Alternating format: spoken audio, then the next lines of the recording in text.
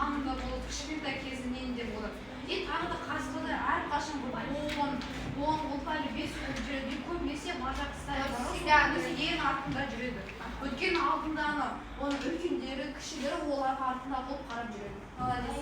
Мынандай киімі бар. Яғни осы пенделдің ішінде сендердің қай топта болатындары жасырылған.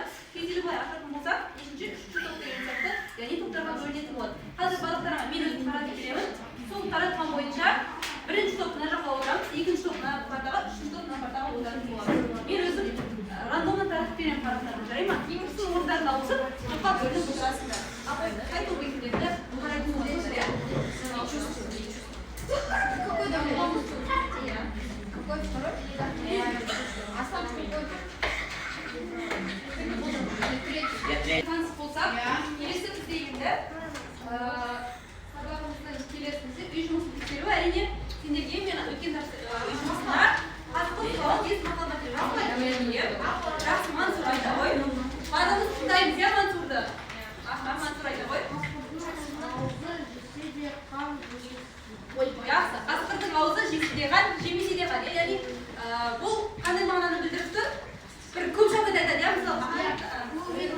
Қасқырдың аузы әрқашан қалай жүреді? Ана біреумен жаман әрқашан дайын өйткені.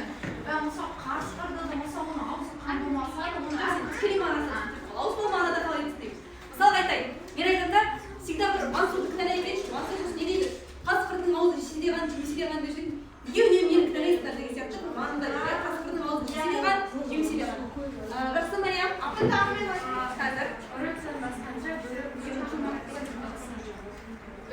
қалай? Жақсы, молодец.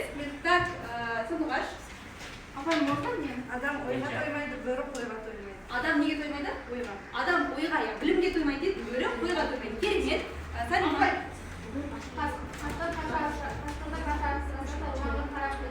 Осы көксерекке осы мақалды алсақ бола ма? Қасқырды қанша асыра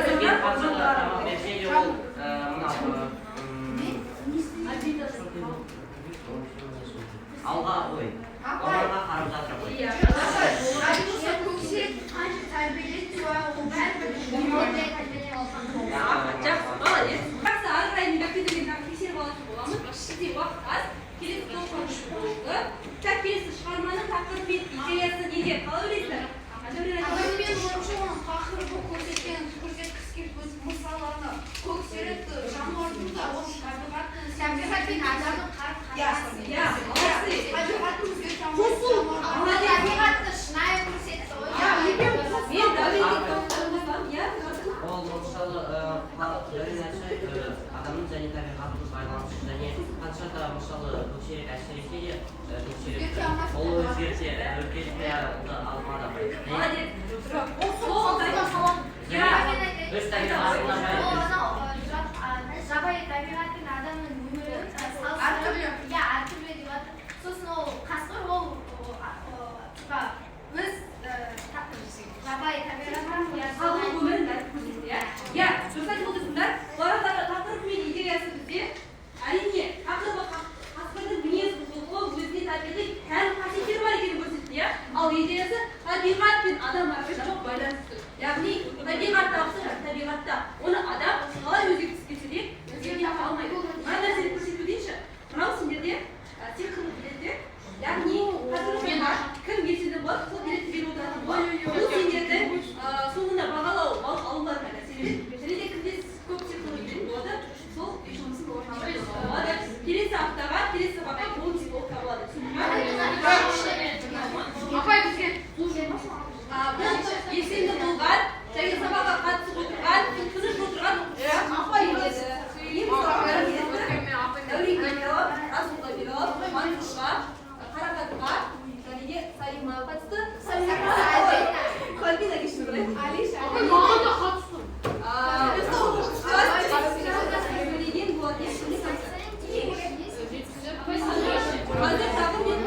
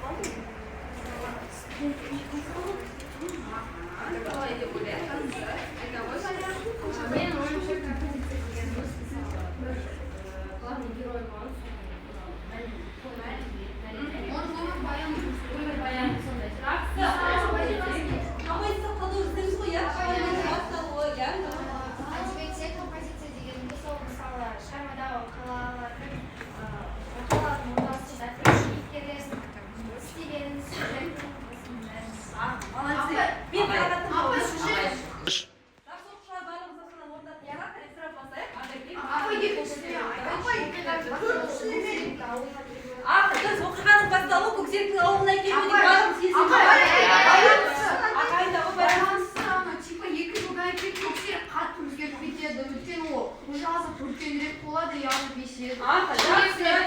Так, шиеленісін айта ғой. Сабина.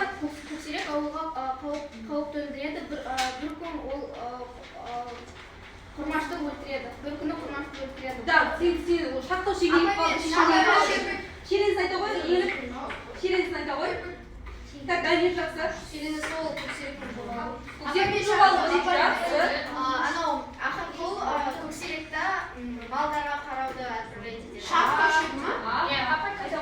Сосын көксеректі мәжбүрлеп некелеген, оны қалып жайында стая қойып. Басқалар беріп, келді балаларға шығуды Шешім ма? Жақсы. Қансыр айта ғой. Апа шиелі. Ал. Көксеректі өлтіру, иә? Жақсы. Тексерейік. Шешім бар. Тексереміз. Бізде шығарған қапай. Біріншісі, оқиғаның басталуы қасқырлар мекені, бөлтіріктер тағыдыр. Яғни бөлтірік не істеп жатыр? Өлтірді, иә? Бір бөлтірікті алып қалды. Келесі байланысы көксеректің ұяластарымен табысуы. Келесі дамуы Қарадыр еліндегі мазасыздық. Ол не деп тұр? Яғни Қарадыр елінде жау деп қой, қасқырлар қойларды жеді, иә? Шарықтау шегі. Құрмаштың қазасы, құрмаштың сейді. Өледі кімнің қолынан? Өзі көксеректің қолынан. Шешімі көксеректің жазасын тартуы. Жақсы, барлықтарына толықтай қосыламын. Келесі, бізде көксерек фильмімен біз фильмін толықтай көрдік, иә? Несін оқыдық. Енді фильм мен әңгіме айырмашылығы не екен? Соның туралы видеоролик қойдық.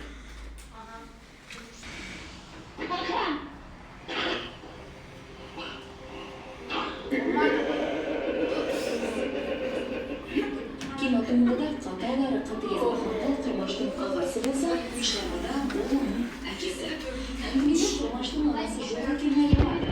Ал фильмде біз әке-шешесінің бірге айырылған жетім баланың образын көреміз. Апай, айтайын мен кітапта фильмде айырмашылығы жай соңында көксерек қалып кетеді ғой. А соңында кітаптаны анау ақан құл мен Бейсенбай бірге келіп, анау көксеректің ішіне үлкен таяқ тығып, и сол кезде олар өлтіріп кетеді. И сосын анау құрмашын анау қалайша анау әкесі, ағасы? Жоқ, анау қалайша денесін тауып ауылға апарып, сол кезде апашылайды, неғып анау өлтірді менің баламды, оны есетсі. Айырмашылығы үлкен кітаптан. Жақсы, молодец. Кітапты да оқыған біздің Дәурен, фильмде көрген. Кітаптағы кім байқады айырмашылықты? Осы айырмашылықтарды толықтай қосамыз ба? Және байқағандай ақан құл бізде ағасы. Ағасы бұл әкесі деп тұрады.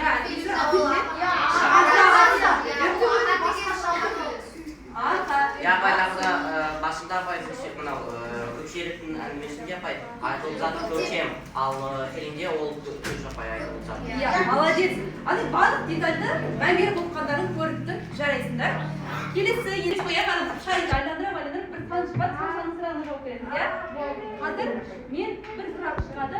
Кім тек қол көтеріп қана жауап береміз. Кім бірінші қол көтереді, соның жауап саналады. Сыңқы ма? Шуламаймыз. Кім шулайды, мен содан сұрамаймын. Сыңқы ма? Так, жақсы. Шарикті айландырамыз. Жақсы. Тоқтатайық. Бізде шыққан сан 24 санының сұрағын көрейік. Сұрақ, оқиға қай ауылда болды? Дәурен көрдіңіз? Жаңа ғана айттым ғой, оқиға қай ауылда болды?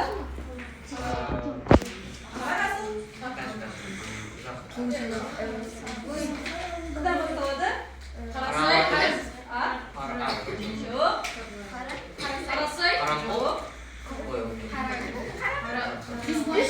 Өз байдайын жауабы оқиға бізде Қараадыр ауылында болған болады, иә? Келесі тағы да айландырамыз, тұрмамыз. Так, бір сәт тоқтатамыз. 8-ге тоқтадық. 8-дің сұрағы көксерек қандай жанр? Ақерке? Криминал. Алиша? Ол әңгіме жанры болған, иә? Келесі Мұхтар Әуезовта қандай әңгімелер бар еді? Иә.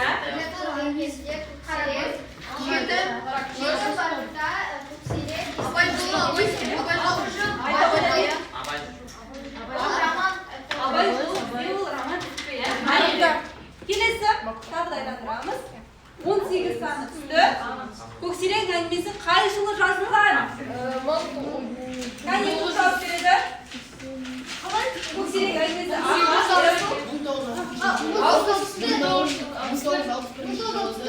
Мәскеуде.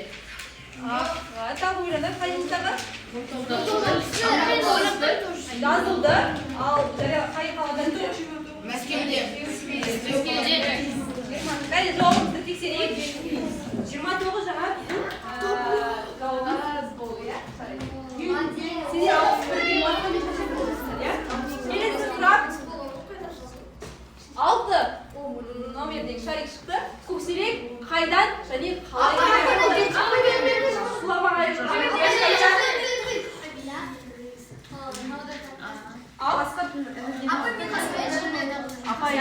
апаннан табылды дейді жақсы жауапты тексерейік көксерек тауда апаннан табылған иә келесі соңғы сұрақтың бірі 22 сұрақ көксерек пен ауыл иттерінің қарым-қатынасы қалай жауап жазып қарап тұрсыз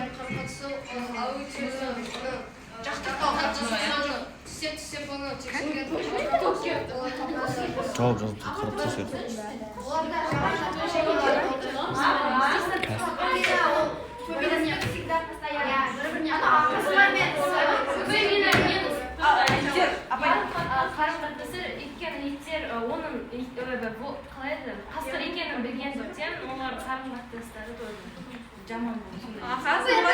Иттер оны қасқыр деп қабылдамайды, өздері олармен қаса жолатпады. Толық жауабын қарай, бұл әрине бар болған, иә. Көксерек алғашында деседі иттерден өзі қорқады, иә. Кейіннен өсе келе, қасқыр қағылық мінезі шыққаннан кейін иттердің барлығы көксеректен қорққан болады, иә. Жақсы, бізде соңғы сұрақ болу керек. 7-ші номерлі көксеректің мінезіндегі өзгерістерді сипаттаймыз. Ол қалай өсіп өзгерді? Кім жауап бермеді бізде? Айна? Ол өскен сайын мінезі қасқырға ұқсады. Қасқыр инстинкттері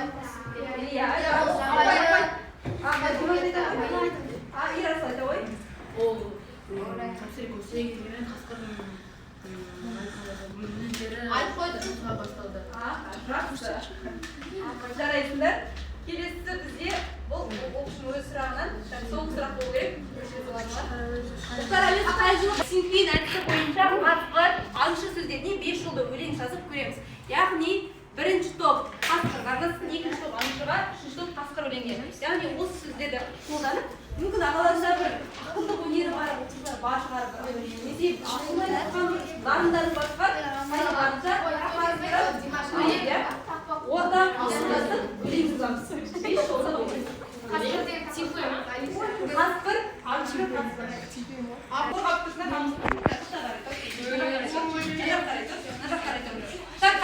мысалға, бір мақал мәтел шығады, қай топтың оқушысы өздері айтсанар ғой, сене топтардан бір оқушы айтса ғой. Яғни, сене топтарында оқушы айтса или өзің айттың, әне бір таптың бар, алдына бір қатар алғызсын. Яғни, кім алдыға сұрады жетеді, сол жеңеді. Түсінікті ма? Жоқ, болмайды. Интересно, болады? Қойма? Я считаю, что болады. Так, айтылға. Жарықтар шыққан мақалы табасыңдар. Өзге айтуға бола ма? Кім өлең шуамай, қол көтеріп қана жауап береді. Түсінікті ма? Бірінші.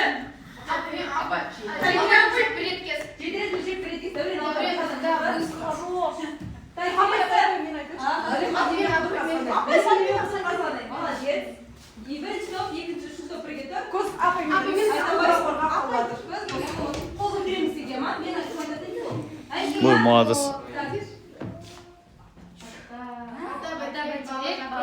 Иә, дұрыс. Ата бәйтерек, бала жапырақ.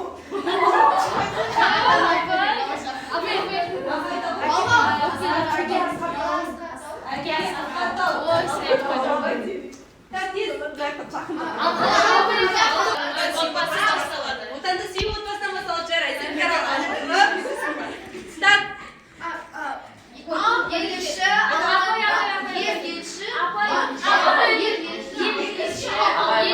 Амир алдыға тұрған ел іші шуамаймыз.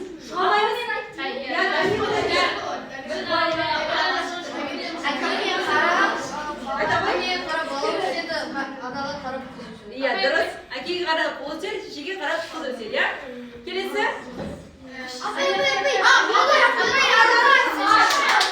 Айта ғой. Шыққанда сол жүреді, иә? Молодец, Іңкәр алдыда. Бала тіліп алды, Дәурен алдыға. Іңкәр алдыда. Бала бірден көзін аш.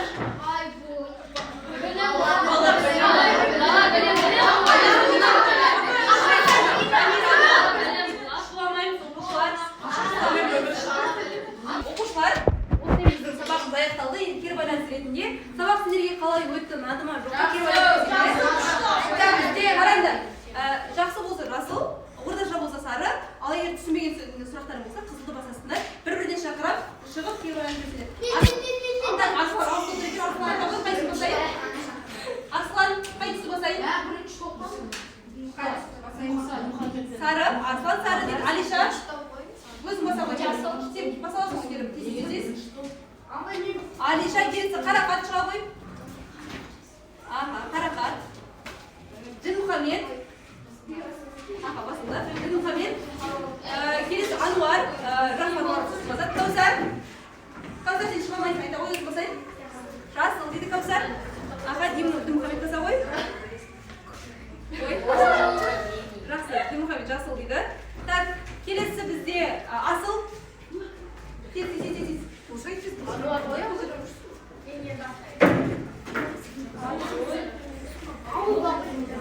Так, келесі Дамир. Айтшы өзі басайын. Жасыл дейді. Ендіңірек. Назерке жоқ. Сальбина. Жақсы. Келесі бетсізде. Ақерке. Мақсат жоқ. Мансұр. Ерасыл. Баса ғой дейсіз.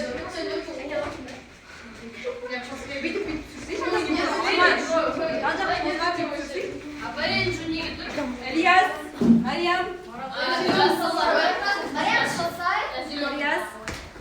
Мариам,